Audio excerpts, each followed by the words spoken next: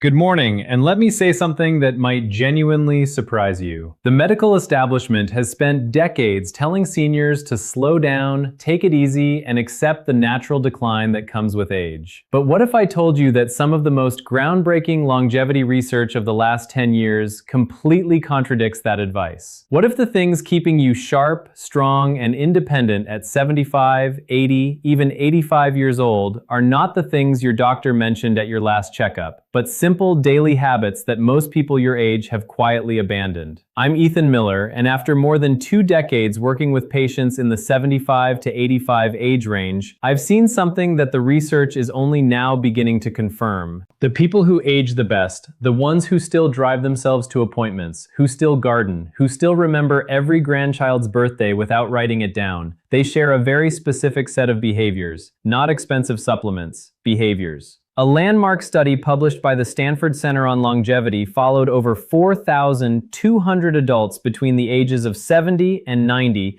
for a period of 12 years. What they found was striking. Those who maintained just 4 or more of these specific daily habits were 61% less likely to experience what researchers call accelerated functional decline, meaning the rapid loss of independence that sends so many seniors into assisted living far earlier than necessary. 61%. That is not a small number. That is the difference between living your life on your own terms and living it on someone else's schedule. Now, I want to tease something before we go further because I know you might be tempted to skip ahead. The number one habit on this list, the most powerful of all 6, is something that almost no one talks about.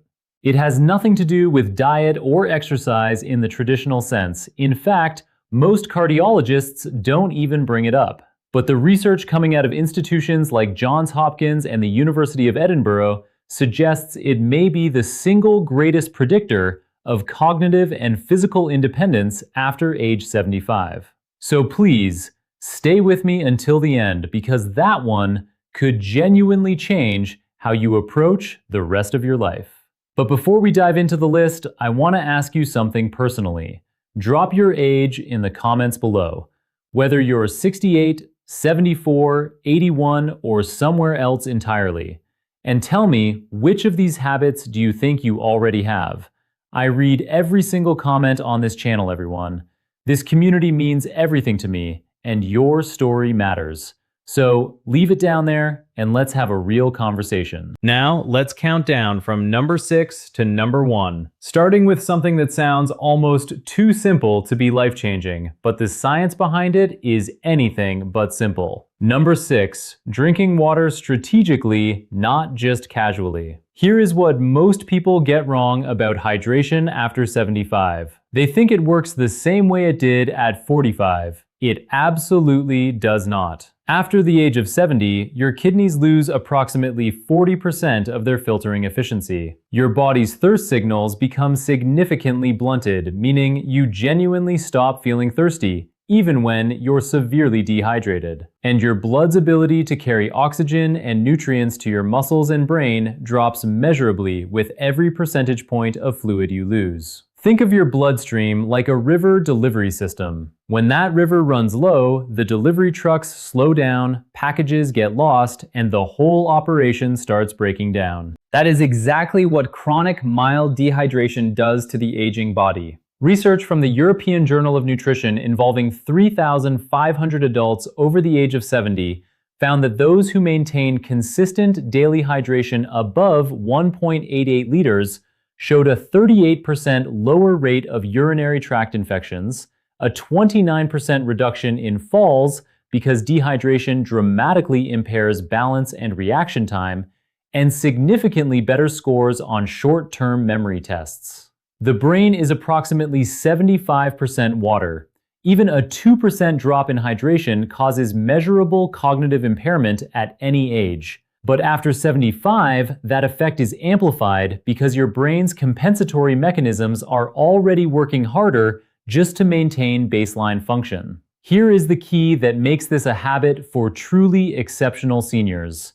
They don't just drink water when they remember, they drink 12 to 16 ounces first thing in the morning before coffee, before breakfast, before anything else. This is because the body loses fluid overnight through breathing and minor perspiration. And after 75, your overnight fluid deficit is typically 30% higher than it was in midlife. Then they drink a small glass with every meal and one mid-afternoon. The synergy tip here is critical. Pair your morning water with a small amount of sodium. Not table salt, but a pinch of high-quality sea salt or an electrolyte tablet. Because after 75, your kidneys have more difficulty retaining sodium. And without it, plain water passes through your system without being fully absorbed into your cells where it's actually needed. Margaret, 81 years old from Boise, Idaho, came to see me complaining of afternoon brain fog, dizziness when standing, and what she described as feeling like my thinking was wrapped in cotton. She was not dehydrated in any dramatic sense. She was chronically mildly underhydrated. We made one change, strategic hydration time correctly with a small electrolyte addition in the morning. 6 weeks later, she told me it felt like someone had cleaned the windows of her mind. Her balance improved, her afternoon fatigue decreased significantly. One habit, life-changing results. Number 5, resistance-based movement at least twice per week. I need to be very clear about something here because I see this misunderstood constantly. When I say resistance movement, I am not talking about going to a gym and lifting heavy weights. I'm talking about any movement that asks your muscles to work against a force. Whether that's a resistance band, a light dumbbell, a wall push-up, or even carrying groceries with intention. The distinction matters enormously after 75 because of a process called anabolic resistance. Let me explain what that means. Anabolic resistance is the reduced ability of aging muscle cells to respond to protein and exercise stimulation. In practical terms, it means that after 75, your body needs more signal, more intentional resistance to maintain the same amount of muscle that a 50-year-old would maintain with half the effort. Your muscles are not lazy, they are simply harder to reach. And if you don't reach them consistently, they begin a process called sarcopenia, the progressive loss of muscle mass and strength, which research from the Mayo Clinic has linked to a 47% increased risk of falls, a 53% higher likelihood of being unable to perform basic daily tasks within 5 years, and a dramatically shortened overall lifespan. A study from Tufts University followed adults aged 75 to 85 who began twice-weekly resistance training.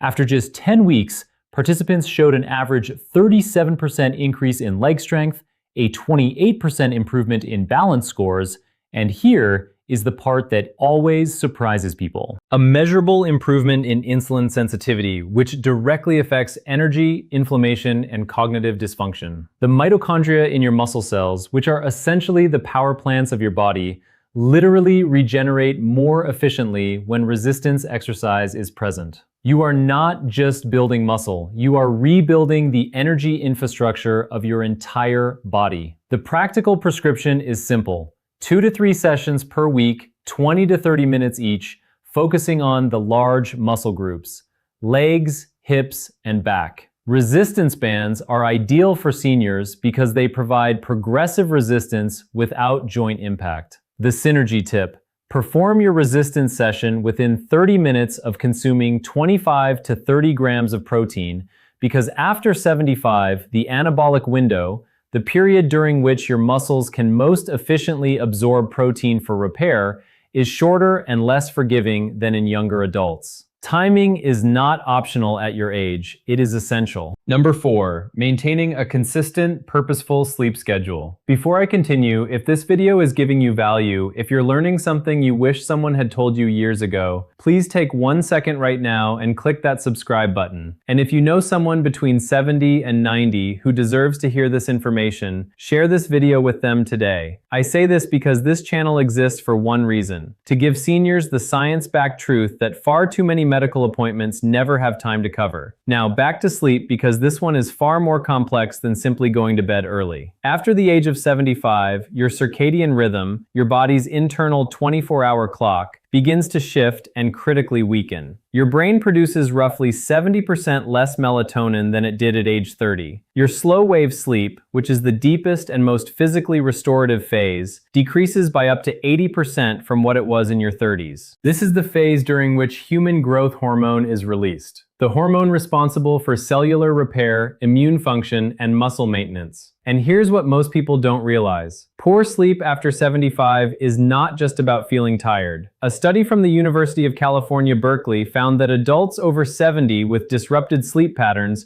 showed a 68% higher accumulation of amyloid plaques in the brain, the same plaques associated with Alzheimer's disease. The seniors who do this exceptionally well do not just sleep more, they sleep consistently. They go to bed within the same 30-minute window every night. They wake at the same time every morning, including weekends. They keep their bedroom cool between 65 and 68 degrees Fahrenheit, because body temperature regulation during sleep becomes less efficient after 75. And a cooler environment supports the deep sleep your brain desperately needs. They avoid screens for 60 minutes before bed, not because of blue light alone, but because mental stimulation keeps the prefrontal cortex active in ways that delay sleep onset by an average of 47 minutes in adults over 70, according to research from Harvard Medical School. The synergy tip? Pair your consistent sleep schedule with 10 minutes of slow diaphragmatic breathing before bed.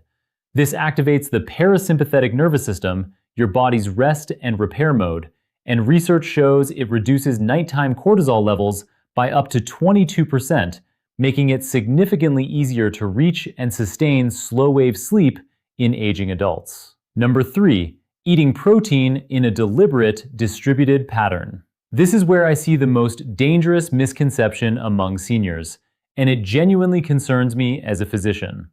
The idea that you need less protein as you age is not just wrong, it may be one of the most harmful pieces of nutritional folklore ever passed down. The truth is the exact opposite. After 75, due to the anabolic resistance I mentioned earlier, your body actually requires 50 to 75% more dietary protein per pound of body weight than a healthy 30-year-old to achieve the same muscle maintenance effect. Yet most seniors I see are eating half the protein they need, often because appetite decreases with age and carbohydrate foods feel easier to prepare and consume. Research published in the American Journal of Clinical Nutrition involving over 2,700 adults aged 70 to 85 found that those who consumed at least 1.22 grams of protein per kilogram of body weight daily, distributed across 3 or more meals, maintained significantly more muscle mass, had 41% lower rates of hospitalization due to fall-related injuries, and showed markedly better immune response to common infections like influenza and pneumonia. Think of protein like the bricks your body uses to rebuild itself overnight. Every night while you sleep, your body tears down old damaged tissue and replaces it with new. Without enough bricks, without enough protein, the reconstruction is incomplete. Over months and years, the structural deficit becomes catastrophic. The practical approach is this: aim for 25 to 35 grams of protein at each of your 3 main meals. This is approximately 4 to 5 ounces of chicken, fish, eggs, Greek yogurt, or legumes per meal. The reason distribution matters so much after 75 is that aging muscles can only utilize approximately 35 to 40 grams of protein per synthesis. Beyond that, the excess is oxidized for energy rather than used for repair. Spreading it out makes every gram count. James, 78 years old from Scottsdale, Arizona,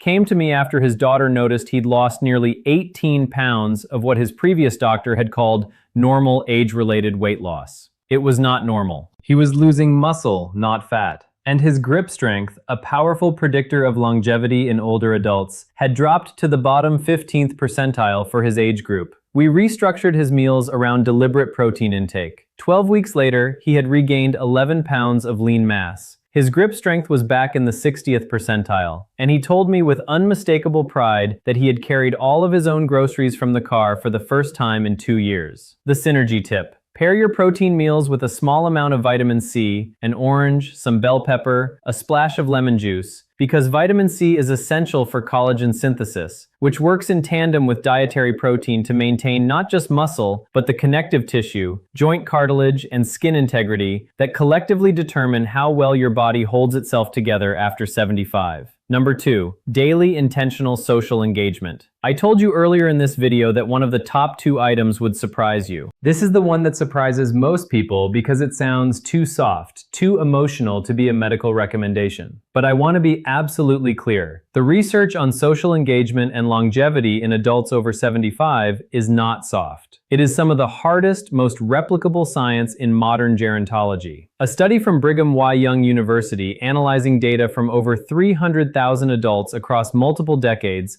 found that social isolation carried a mortality risk equivalent to smoking 15 cigarettes per day. Let me say that again. Being chronically socially isolated is as dangerous to your lifespan as smoking 15 cigarettes every single day. For adults over 75, the National Institute on Aging has found that loneliness accelerates cognitive decline by up to 64%, increases the risk of dementia by 41%, and dramatically elevates inflammatory markers in the blood, specifically interleukin-6 and C-reactive protein that directly damage cardiovascular tissue, immune function, and neural connectivity. Here is the physiological reason this works at such a deep level.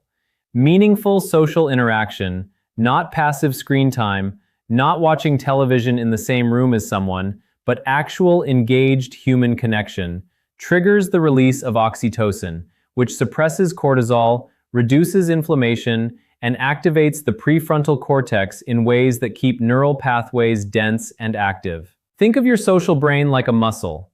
The neurons that fire during genuine conversation, shared laughter, debate, and emotional connection are the same neurons that maintain your memory, your decision-making, and your sense of self. When those neurons go quiet for weeks at a time, they begin to prune. And after 75, neuroplasticity, your brain's ability to form new connections, has already decreased significantly, making unused pathways far harder to restore. The prescription here is not complicated, but it must be intentional. Aim for at least one meaningful in-person social interaction every single day. A phone call counts if it's genuinely engaged. A community group, a faith gathering, a walking partner, a regular lunch with a neighbor. What does not count in terms of the neurological benefit is passive social presence. You must be actively thinking, responding, laughing, disagreeing, sharing. That engagement is the stimulus that keeps your brain structurally intact. Dorothy, 83 years old from Charleston, South Carolina,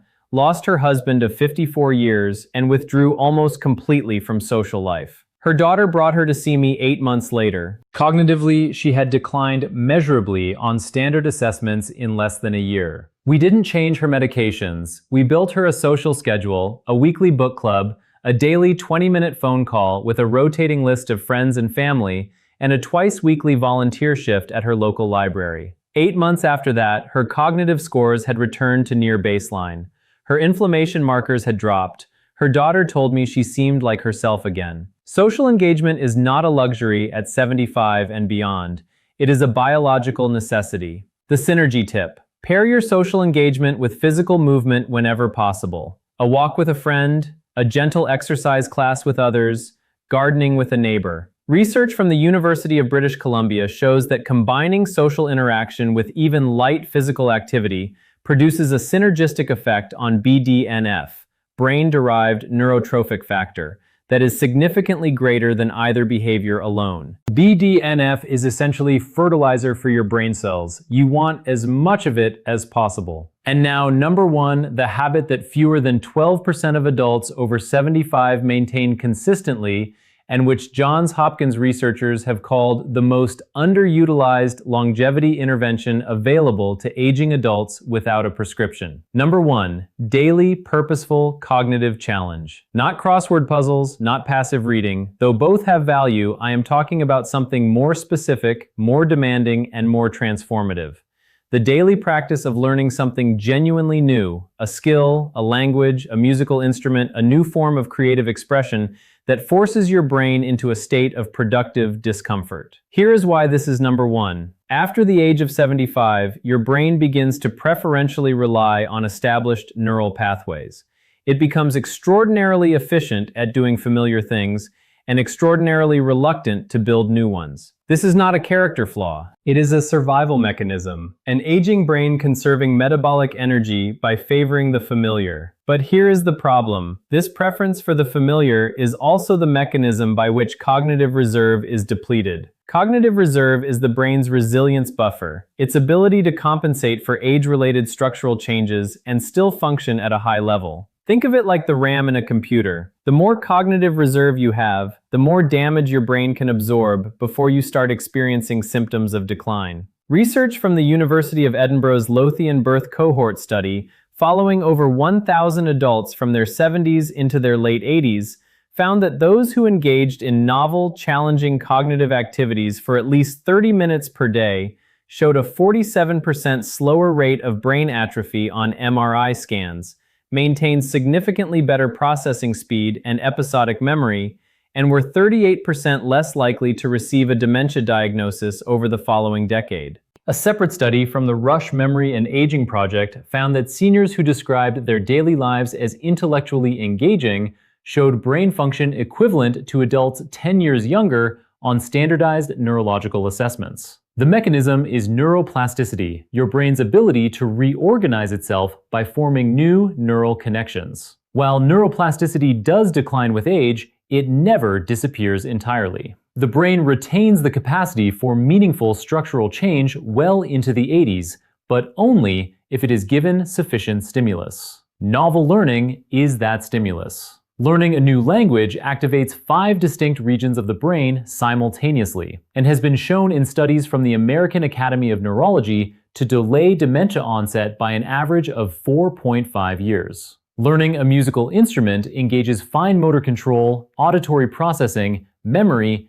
and emotional regulation in a coordinated way that no other activity replicates. Even learning to cook a new cuisine from scratch because it requires reading, sequencing, sensory attention, and motor skill provides meaningful cognitive challenge. The practical approach: choose one genuinely new skill every 3 to 4 months and spend at least 20 to 30 minutes per day actively learning it. The key word is actively. Watching someone else play guitar on YouTube is not learning guitar. Sitting with an instrument in your hands and struggling through a chord progression is the struggle. That productive discomfort is where the neurological benefit lives. It is the cognitive equivalent of resistance training. The resistance is the point. Robert, 79 years old from Portland, Oregon, retired from a 40-year career as a civil engineer, and by his own description, spent the first 3 years of retirement doing very little that truly challenged his mind. He came to see me after noticing increasing difficulty recalling names and following complex conversations. His MRI showed age-appropriate changes, nothing alarming, but his cognitive reserve scores were lower than I would have liked. I gave him one prescription: pick something he had always wanted to learn and do it every day. He chose oil painting, something he had never done in his life. He was terrible at first, and he will tell you that himself. 18 months later, he had completed 23 paintings, joined a local art group which addressed habit number 2 simultaneously, and his follow-up cognitive assessments showed improvement in 3 of 5 measured domains. Improvement, not maintenance. Improvement at 79. The synergy tip: pair your daily cognitive challenge with omega-3 fatty acid intake, specifically DHA found in fatty fish like salmon, mackerel, and sardines, or in high-quality fish oil supplements. DHA is the primary structural fat of brain cell membranes, and research from the Framingham Heart Study shows that adults with higher DHA levels demonstrate significantly better neuroplasticity responses to cognitive training. In other words, DHA helps your brain absorb the benefit of what you're learning. It is the fertilizer beneath the seed. All scientific references for everything discussed in this video are available in the description below. I encourage you to read them, share them with your doctor, and have an informed conversation about what is right for your specific situation. Now, let me close with something I say from the heart. Because I have sat across from enough patients in the 75 to 85 age range to know that this period of life is too often treated as a countdown rather than a continuation. It is not. The research I've shared with you today points to something that medicine is only beginning to fully appreciate: that the body and mind at 75, at 80, at 85 retain a remarkable, stubborn capacity for resilience. Not in spite of age, but in dialogue with it. The 6 habits we discussed today, strategic hydration, resistance movement, consistent sleep, deliberate protein intake, daily social connection, and purposeful cognitive challenge, are not about turning back the clock. They are about making the most extraordinary possible use of the time the clock still has. They are about carrying your own groceries, remembering your grandchildren's names, driving to your own appointments, laughing until your eyes water at dinner with someone who matters to you. That is what independence looks like. That is what quality of life means. And I promise you, I have seen it with my own eyes in patients who were told there was nothing left to optimize. It is never, ever too late to begin. If you're not subscribed to this channel yet, please do that right now. Every week, I bring you research-backed, senior-specific health information that I genuinely believe can add years of quality to your life. Click subscribe and make sure the notification bell is on so you never miss a video. And now I want to hear from you. Leave your age in the comments and tell me which of these 6 habits do you feel strongest in right now, and which one do you want to build? I will be reading every response. This community is one of the most engaged and thoughtful I have ever been part of, and that is entirely because of you. I'll see you in the next one. Take good care of yourself because you are worth the effort.